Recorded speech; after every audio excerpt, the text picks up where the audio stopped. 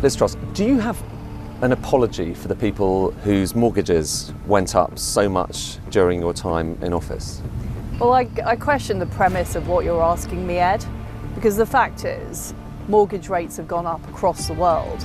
The issues that I faced in office were issues of not being able to deliver the agenda I'd set out. So even though mortgage rates did go up, you'd concede they went up very sharply during your time in office? There was a global rise in mortgage rates, and I think it's disingenuous to say that was as a result of the policies I pursued. The reason I asked though is that so I was covering this at the time, and I kind of remember looking at all of these charts and trying to conceding that the Bank of England was a part of this, but for instance rates, while the Bank of England was moving towards tightening interest rates, quantitative easing, they were kind of going up a bit, and then suddenly they went through the roof directly after the mini budget. So there is pretty much kind of clear cause and effect there. Ed, exactly at the same time, that was when the governor of the Bank of England announced that he was selling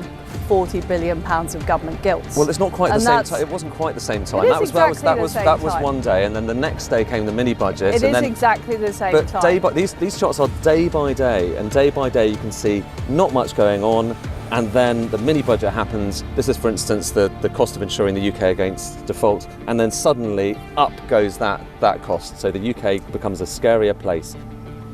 But you're not talking about the actions of the governor of the Bank of England.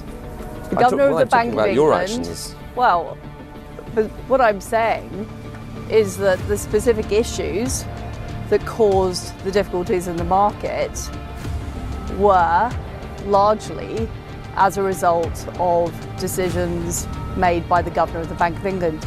And I explain this in my book, 10 Years to Save the West. And I think it's important for Sky viewers to read the book and see my explanation of what happened. Okay, but I've just... And I do think it's a problem when elected politicians are held responsible for decisions they don't have any ability to influence.